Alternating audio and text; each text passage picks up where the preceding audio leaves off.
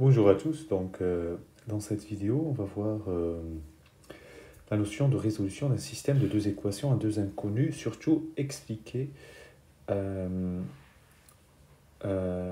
réellement ce que signifie résoudre un système.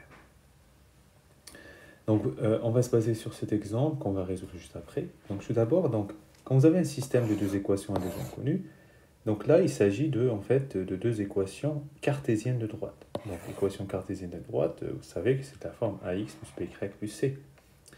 Donc, si je fais un moins c des deux côtés, je me retrouve avec un nombre à droite, ce qui est le cas du système en haut.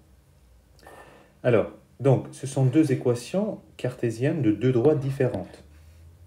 Donc, ce n'est pas la même équation. Pourquoi on cherche à résoudre un système de deux équations?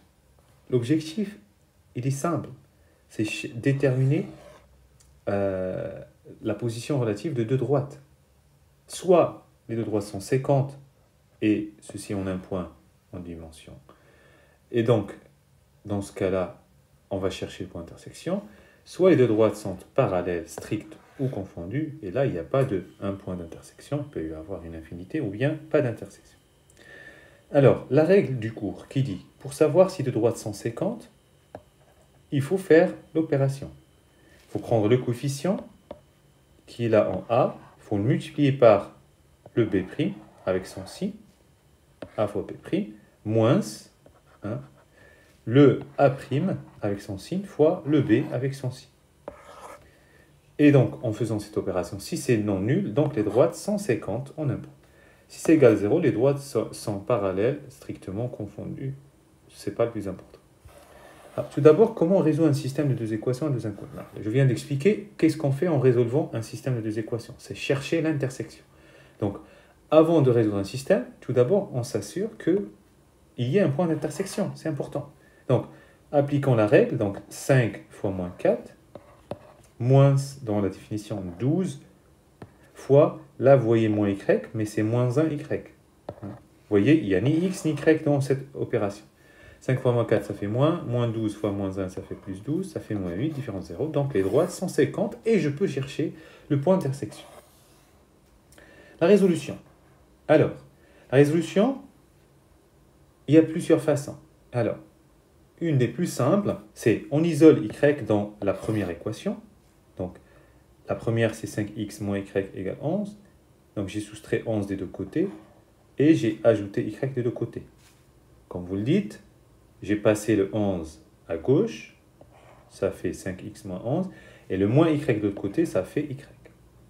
Moi, je préfère ça parce que moins y, laissez moins y à gauche, donc moins 1 fois y, il faut diviser par moins 1. Quand on le passe à droite, ça devient y et c'est positif. Ok, qu'est-ce qu'on va faire avec ça? Et donc, on va prendre ce y et on va le remplacer, donc, qui est 5x moins, dans la deuxième équation. Donc, on a sorti y dans la première, on va le remplacer dans la deuxième. C'est ça ce qui fait qu'on cherche l'intersection. Ça veut dire que ça vérifie les deux équations. Je suis en train d'expliquer, faire des signes avec mes doigts, on dirait vous me voyez. Je vous laisse imaginer. Alors, la deuxième, c'est 12x moins 4 fois y, sauf que y, on a trouvé 5x moins 11, le tout égale 15. Donc, c'est cette deuxième ligne. Bon, bah, je développe. Donc, 12x moins 4 fois 5x, ça fait moins 20x. Moins 4 fois moins 11, ça fait plus 44, égale 15. Donc, je laisse les x à gauche, les nombres à droite. Donc, 12x moins 20x, ça fait moins 8x. Et 15 moins 44, donc ça fait moins 8x égale moins 29. Je divise par moins 8, donc ça fait moins 29 sur moins 8, ça fait 29 sur 8. Et donc, x égale 29 sur 8. Donc, un point a une abscisse et une ordonnée. Donc, j'ai trouvé x, il me faut l'ordonnée. Mais on a vu que y était égal à 5x moins 11. Je peux remplacer dans l'une des deux, c'est la même chose. Donc, y égale 5x moins 11, je remplace x par 29 sur 8, voilà. Et je fais l'opération, et j'obtiens l'ordonnée. Donc, finalement, le point intersection des deux droites, là j'ai juste schématisé, mais je ne sais pas si c'est comme ça. Mais en tout cas, cette intersection, les coordonnées de ce point sont données par ce couple-là, xy. Voilà, C'était tout. Bon courage.